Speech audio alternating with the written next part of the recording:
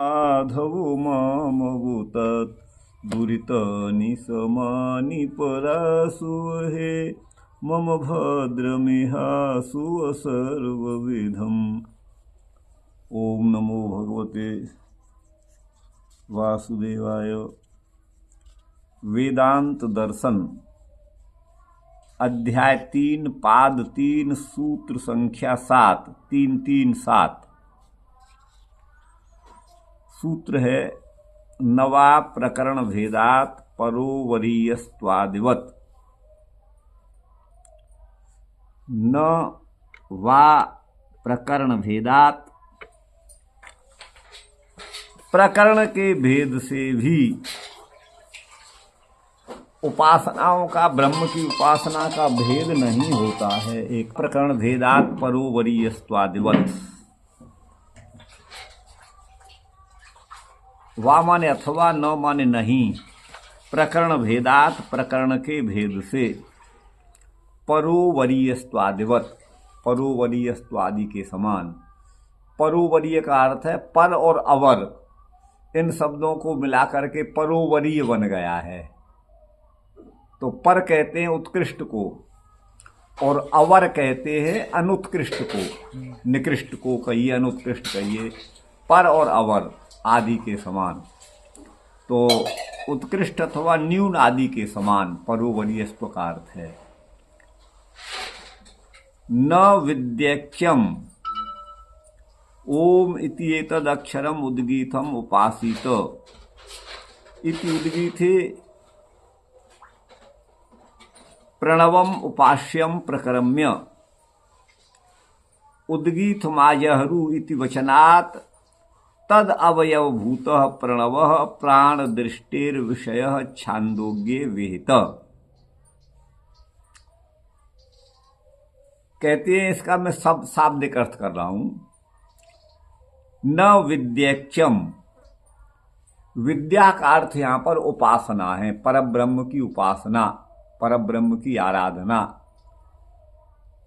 उसका ऐक्य माने एकता नहीं है, वो भिन्न भिन्न है। ओम इति एतद् अक्षरम उद्गीतम, ओम यह जो एक अक्षर है यही उद्गीत है। ओम और उद्गीत, उद्गीत ये पर्यायवाची हैं। तो ओम यह अक्षर ही उद्गीत है, इसी को उपासित, इसकी उपासना करनी चाहिए। तो यहां पर प्रणवम उपास्यम प्रकरम्य, प्रणव को उपास्य कहकर, प्रणव माने ओम, ओम ही उपास्य है, ऐसा यहां से प्रारंभ कर। उद्गीत माजहरू इति वचनात्, उद्गीत माजहरू, उद्गीत का उच्चारण किया इस वचन से। तद अवयव भूतः प्रणवः, उद्गीत का अवयव भूत जो प्रणव माने ओम, वह प्राण दृष्टि का विषय है, ऐसा छांदोग्य उपनिषद में विहित माने कहा गया है।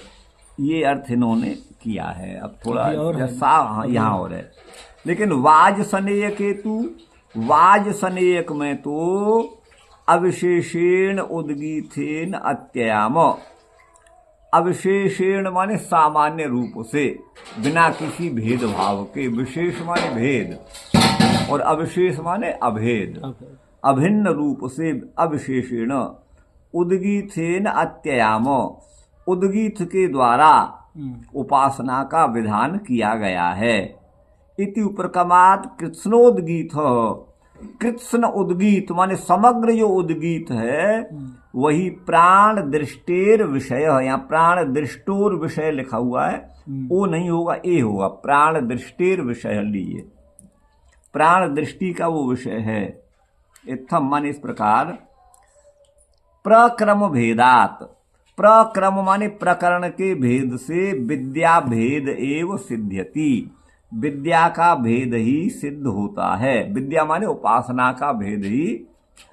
यथा उद्गीतावयवे प्रणवे, यहाँ प्रणव को उद्गीत का ही एक अवयव अंग माना है, अवयव माने अंग माना है। तो उद्गीत के अवयव प्रणव में परमात्मा की दृष्टि माने परमात्मा दृष्टि से प्रणव की उपासना करनी चाहिए, और वह प्रणव उद्गीत का एक अवयव है। तो ये प्राण, ये जो है परमात्मा की दृष्टि प्रणव में करनी चाहिए। विधाना विशेषेपि, यहाँ पर कोई विशेष भेद नहीं है, तो भी परमात्मा दृष्टि विधान अविशेषेपि, प्रणव में परमात्मा की बुद्धि करनी चाहिए। ये अविशेष माने सामान्य रूप से ऐसा होने पर भी हिरण्यमय पुरुष दृष्टि विधानात, हिरण्यमय पुरुष माने परब्रह्म परमात्मा को ही हिरण्यमय कहा गया है। हिरण्यमय पुरुष की दृष्टि उसमें करनी चाहिए, परमात्मा की दृष्टि कहा और फिर हिरण्यमय पुरुष की दृष्टि का विधान होने से परोवरीयस्त्वादि गुण विशिष्ट विधानम अन्यत, परोवरीयस्त्वादि जो गुण हैं गुणों से विशिष्ट हैं। परोवरीय गुण का मतलब कहीं पर ब्रह्म के उत्कृष्ट गुणों को कहा गया है और कहीं ब्रह्म के अल्प गुणों को कहा गया है, अवर माने न्यून गुणों को कहा गया है।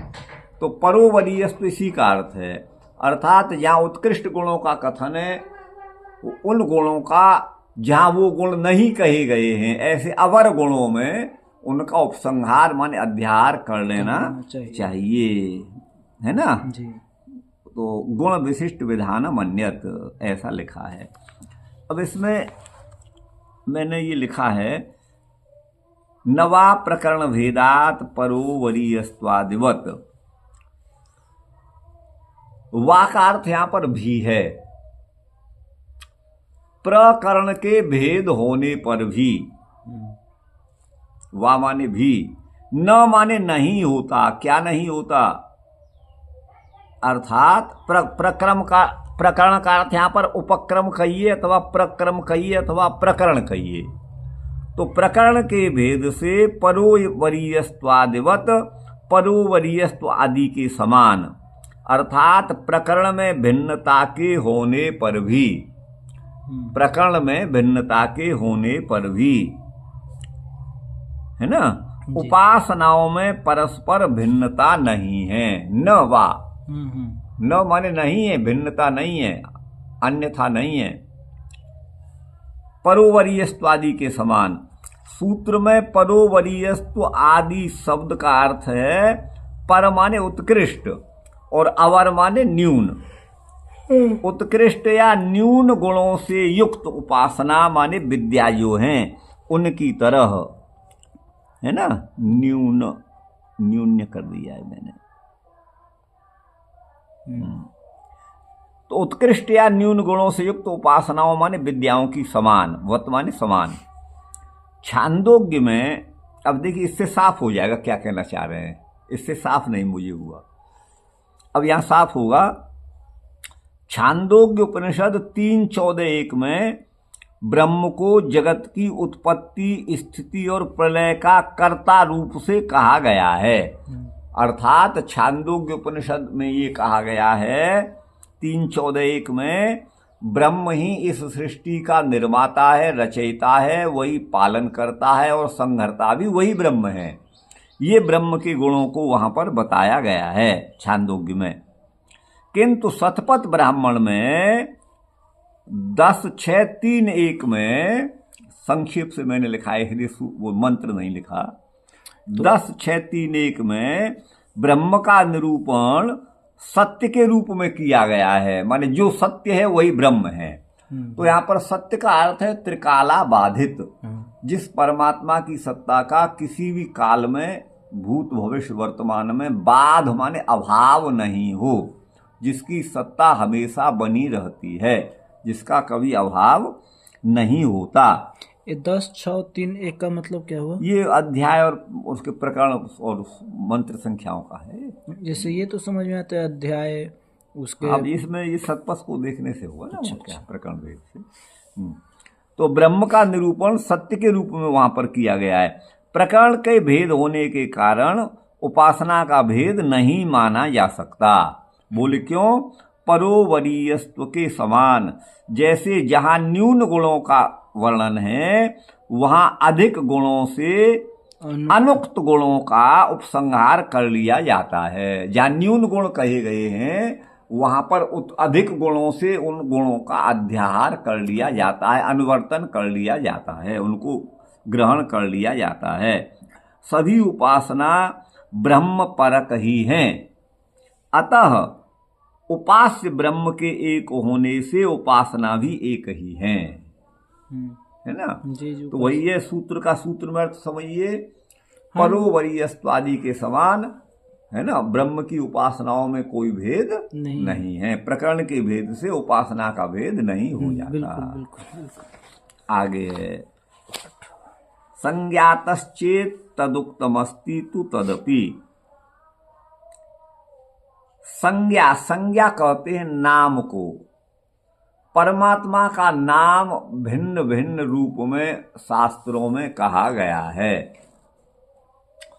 तो बोले संज्ञा माने नाम के, परमात्मा के नाम के भेद से। वहां यहाँ भेदात की अनुवृत्ति आएगी गुरु भाई। जी है ना। हाँ, यहाँ से प्रकरण भेदात। तो वही है संज्ञातः, संज्ञा के भेद होने से। कहीं जगन्नाथ कहा, कहीं विश्वनाथ कहा, कहीं कुछ और कहा, इस तरह से। तो संज्ञा के, ब्रह्म के संज्ञा माने नामों का भेद होने से, चेत माने यदि आप उपासनाओं में भेद मानते हो तो तदुक्तमस्ति, वह भी हमने उत्तर दे दिया। तदपि, उसका भी उत्तर वैसे ही समझ लेना चाहिए। जैसे प्रकरण के भेद से उपासना भिन्न नहीं हो जाती, उसी प्रकार से संज्ञा के भेद से संगी जो ब्रह्म है उसमें अथवा उसकी उपासनाओं में कोई भी भेद नहीं होता। ठीक गुरु भाई।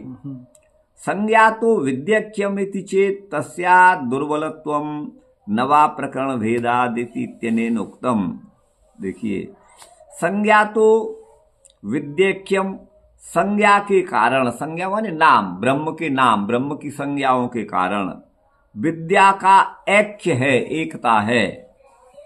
इति चेत, यदि ऐसा कहते हो, तस्या दुर्बलत्वम, उसकी दुर्बलता है। दुर्बलता माने उसकी कमजोरी, ये न्यूनता है, वो बलवान नहीं है, ये कह रहे हैं। नवा प्रकरण भेदात इत्यनेनोक्तम, अगले सूत्र को कह रहे हैं। नवा प्रकरण भेदात, इस सूत्र के द्वारा यो कहा गया है। संज्ञैकत्वम तु, संज्ञा की एकता तो विधेय के भेद में भी होती है। संज्ञा की एकता तो जिसका विधान किया जाता है उसे विधेय कहते हैं, तो विधेय के भेद में भी होती है। यथा अग्निहोत्र संज्ञा नित्य अग्निहोत्रे कुंडपायनाम अयनाग्निहोत्रे च। अब यहां देखिए, अग्निहोत्र यज्ञ है, नित्य प्रति किया जाने वाला अग्निहोत्र हवन है, यज्ञ है।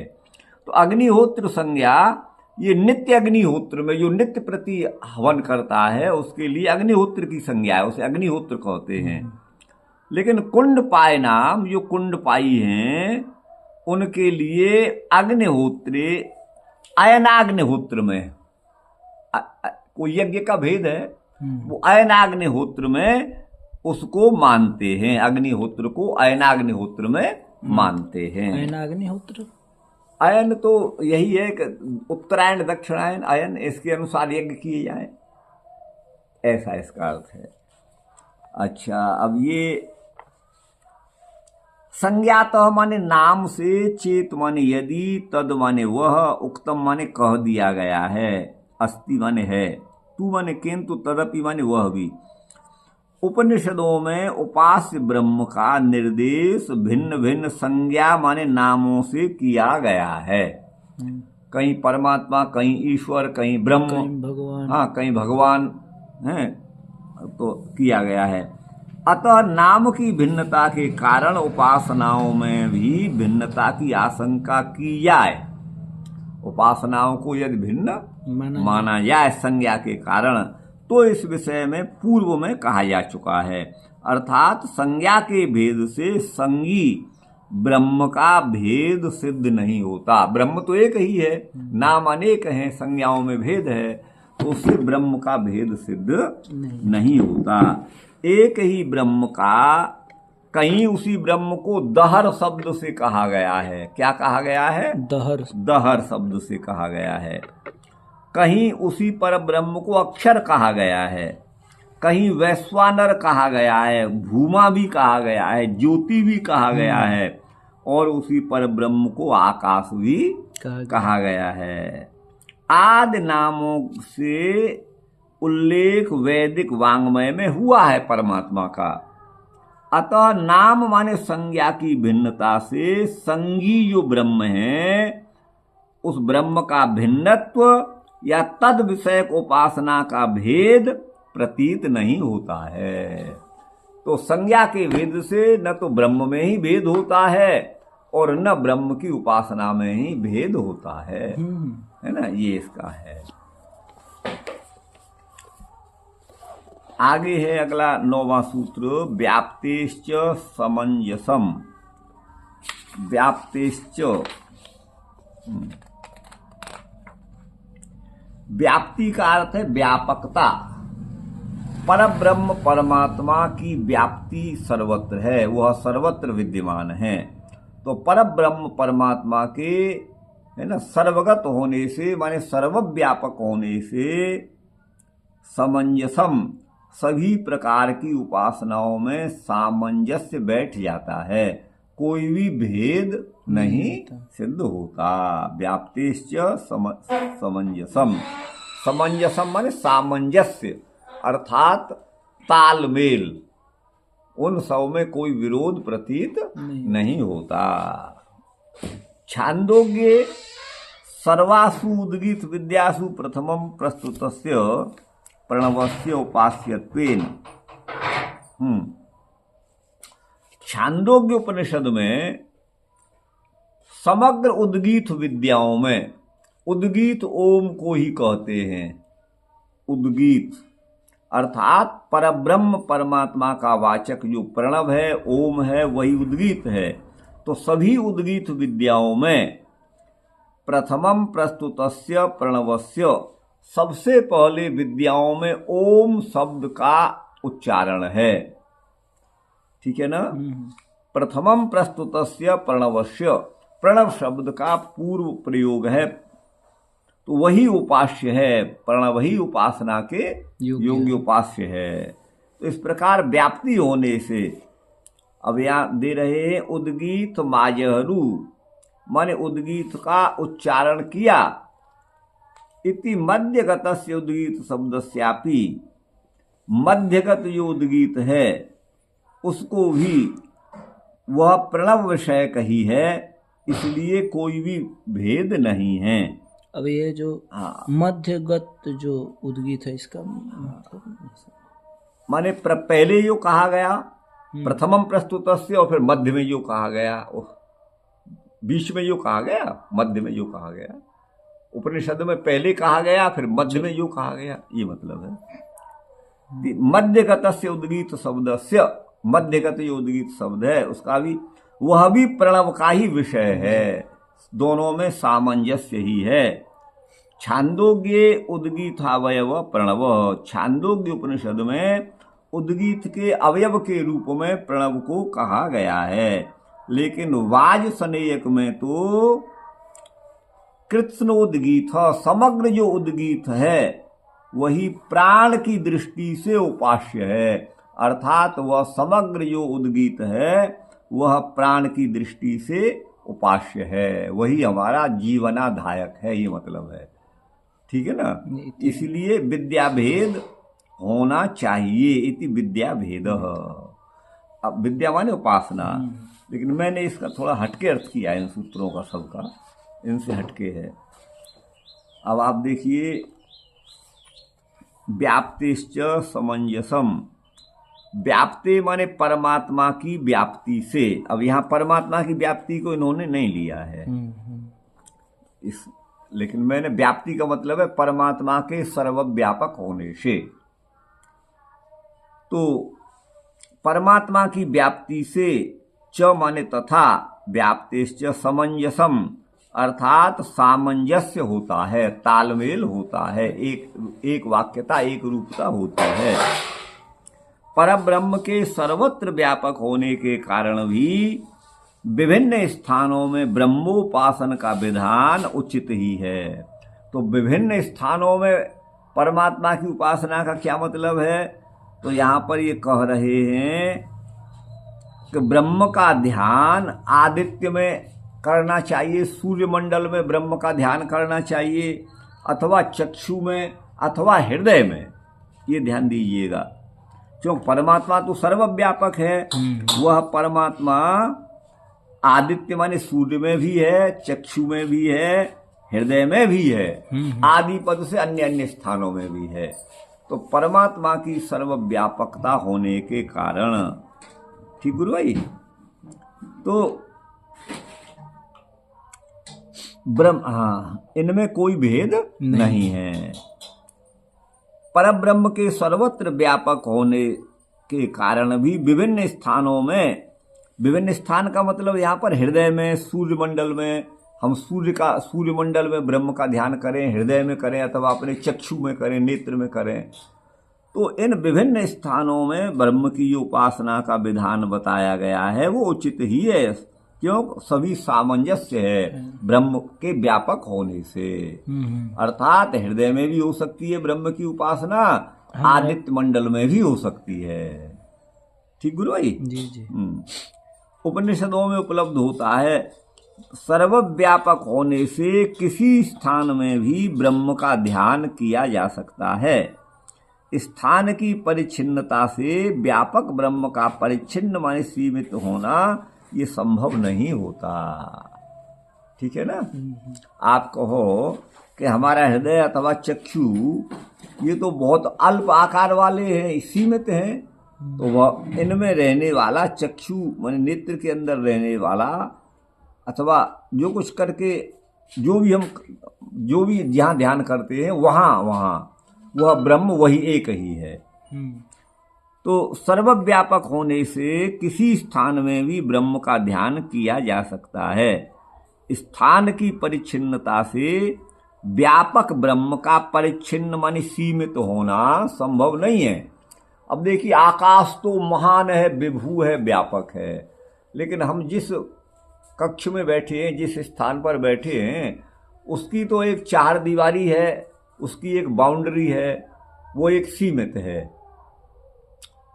तो ये हमारे गृहगत आकाश हो गया, घर की बाउंड्री के अंदर का आकाश हो गया। घर तो सीमित हो सकता है और होता है, लेकिन घर के सीमित होने से अखंड आकाश सीमित नहीं हो जाता। वह तो अपरिच्छिन्न ही है, सर्वव्यापक ही है, वह सीमित नहीं होता। ऐसे ही हमारा हृदय भी सीमित है, परिच्छिन्न है, हमारा चक्षु भी सीमित है, परिच्छिन्न है, और आदित्य भी सीमित और परिच्छिन्न है। तो इनके परिच्छिन्न होने से, आदित्य आदि के परिच्छिन्न माने होने से, सीमित होने से जीव मतलब ब्रह्म जो है वो सीमित नहीं होता। अच्छा गुरु, जैसे इसमें बोला गया हाँ, कि आदित्य में भी उस ब्रह्म का ध्यान कर दो, सब जगह व्यापक है, बाल्टी में भी ध्यान कर सकते हैं। देखिए, आप तो जहाँ आपका ध्यान का क्या मतलब है, हमारा एक रूपता हो जाए, एक अपने लक्ष्य से हटे नहीं। आप बाल्टी का भी आप करिए तो क्या दिक्कत है, लेकिन उसमें आपकी साधना हटना नहीं चाहिए। मन इधर उधर अगर कहीं भी लगा हुआ है तो उससे ये नहीं कि फिर लोटा पे चला गया मन, ऐसा नहीं होना चाहिए। बस ध्यान का क्या मतलब है, ध्यानम निर्विषयम मनः। हमारे मन में, अंतःकरण में नाना प्रकार के जो विषय हैं, सुख दुख आदि विषयक, सांसारिक विषयक जो हैं, मेरा घर, मेरा खेत, मेरा रुपया, मेरा बैलेंस, ये सब जो भरे पड़े हैं ना, इनसे अतीत हो जाना, वही ध्यान है। मन निर्विषय हो जाए, वही ध्यान है। ये तो हो गया। तो व्याप्तेश्च समंजसम का अर्थ है उपास्य, क्यों व्यापक ब्रह्म का परिच्छिन्न सीमित होना संभव नहीं हो सकता। उपास्य के एक होने से उपासनाओं में भी अभेद ही है। अतः ब्रह्म के एकत्व एवं व्यापकत्व से सामंजस्य सिद्ध होता है। वो एक भी है और व्यापक भी है। अब ये है, ये हाँ, सर्वाभेदादन्यत्रेवे।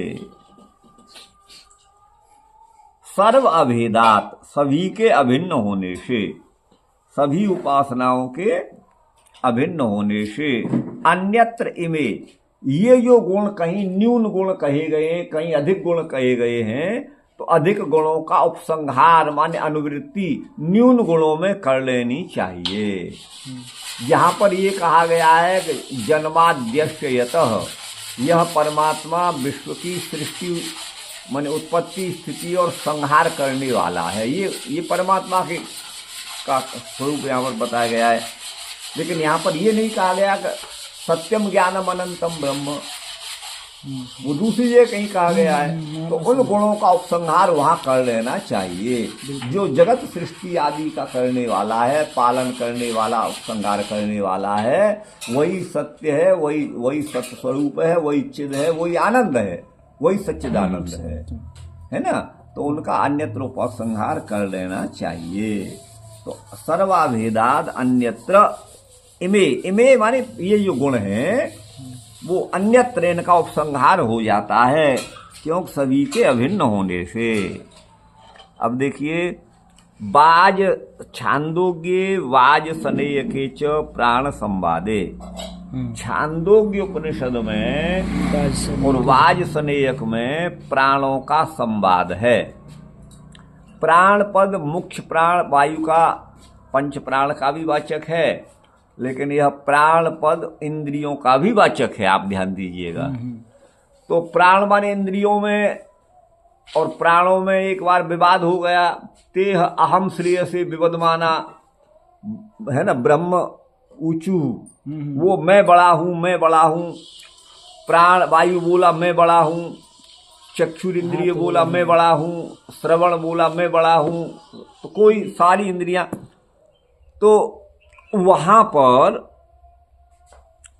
प्राण पद का अर्थ जो है इंद्रिय भी है, और मुख्य प्राण माने प्राणवायु, पंचवृत्ति प्राण भी है।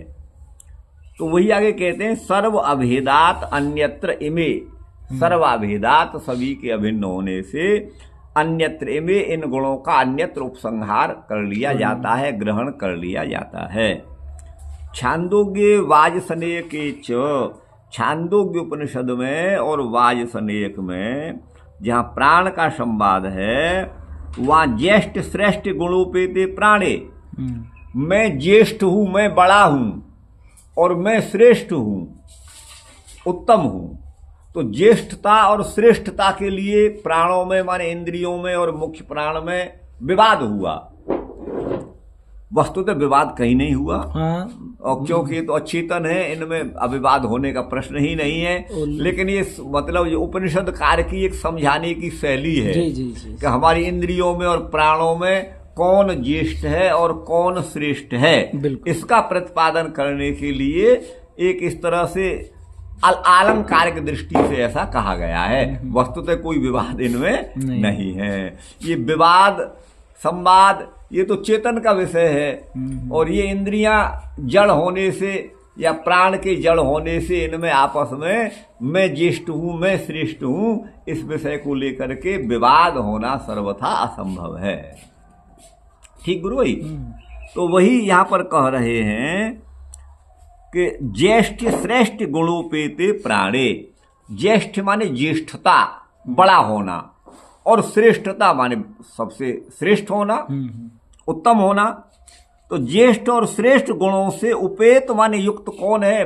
प्राण है, पंचवृत्ति प्राण है। उपास्यतया, उस प्राण के उपास्य होने से वागादयो वशिष्ठत्वाद गुण का उक्ता।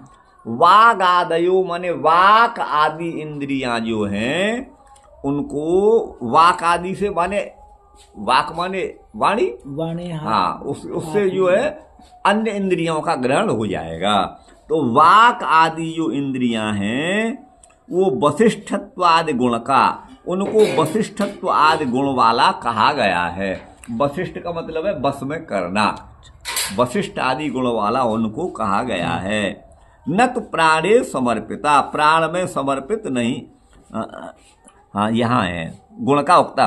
तेज गुणा, और वे गुण जो हैं प्राण में ही समर्पित होते हैं। वे गुण जो हैं प्राण में ही वो गुण प्राण में ही माने मुख्य प्राण में ही घटित होते हैं। कौशितकी प्राण संवाद में, कौशितकी उपनिषद में भी, कौशितकी ब्राह्मण उपनिषद है उसमें भी प्राण का संवाद है। वहां पर तो वागादि नाम गुणा उक्ता, ध्यान दीजिए, यहां पर तो वाजसनेक और छांदोग्य में तो इनको प्राण में समर्पित कहा गया है, लेकिन कौशितकी उपनिषद में जो प्राण का संवाद है, प्राण माने इंद्रियों का और मुख्य प्राण का जो संवाद है, वहां वाक आदि इंद्रियों के गुणों को कहा गया है। इसके इस इंद्रिय के ये गुण है, इस इंद्रिय के ये गुण है, वागादि गुण न तो प्राणे समर्पिता, उनको प्राण में समर्पित नहीं कहा गया है। तो भेद हो गया दोनों में।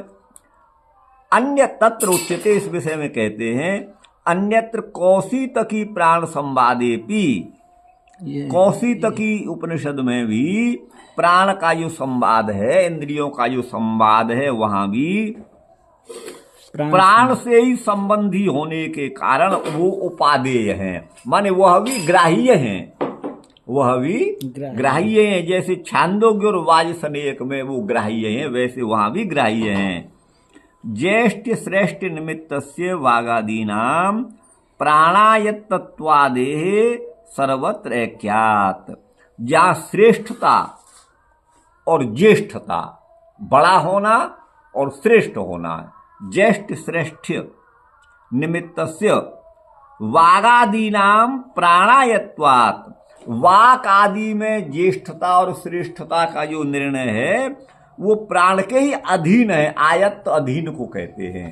प्राणायत्तत्वात् अधीनो निग्न आयत्तः परवान्नाथवानपि, अमरकोश में अधीन, निग्न, आयत्त, परवान और नाथवान, ये इसी के वाचक हैं। तो ये प्राणायत्त होने के कारण सर्वत्र ऐक्यात, सभी माने विद्याओं में, उपासनाओं में एकता है, अर्थात अभेद ही है।